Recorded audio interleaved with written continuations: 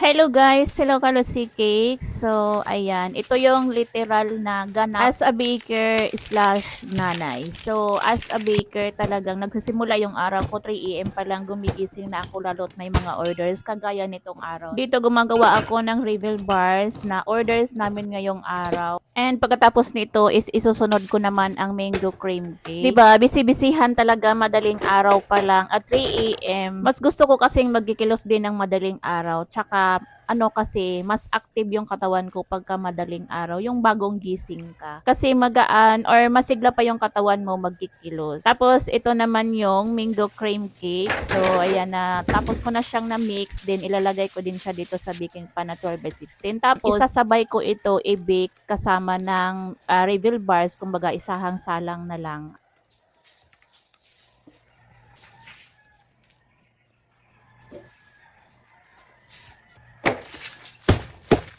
So, fast forward, ayun, nakasalang na nga sa oven. So, habang nasa oven iyon, and dito naman ako sa aking mga hugasin. So, itong hugasin ko, nagkanda halo-halo na. Yung iba nito is kahapon pa. May mga orders din tayo ng mga cake. So, nagde-deliver ako. Minsan, gabi na kami nakakauwi. Kaya yung mga hugasin, minsan, yung mga ginamitan ko nung nag-decorate ako ng araw na iyan is, minsan hindi ko na kaagad na balikan para hugasan. Pag uwi kasi, pagod na. So, hindi ko na kumbaga aabusuhin yung katawan ko na sige maghuhugas na muna ako mamaya na matulog. Pag inaantok ako guys talagang natutulog na ako direct. Syempre ayan sabay-sabay na din yung gawain, nagsaing, naginit ng tubig, multitasking. So dyan naman tayo mga nanay magaling, 'di ba? Ang mag-multitask. Nakaligo na din tong anak ko, nag-toothbrush na din siya dahil may klase din iyan. So ihatid ko pa iyan siya mamaya.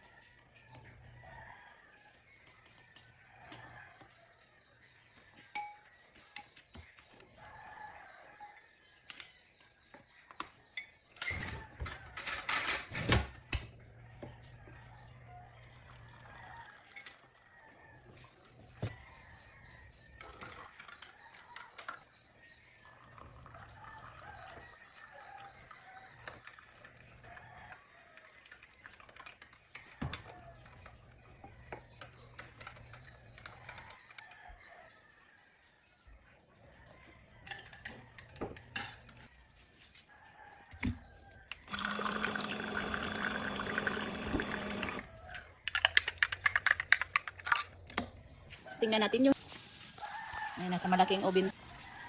Luto na to.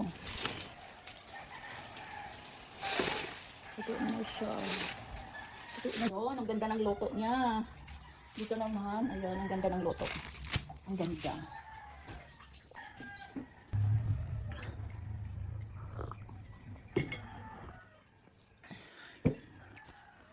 Fast forward, hatid ko na nga yung anak ko sa school and pag uwi ko sa bahay, inasikaso ko kagad itong mga reveal bars and mango cream cake.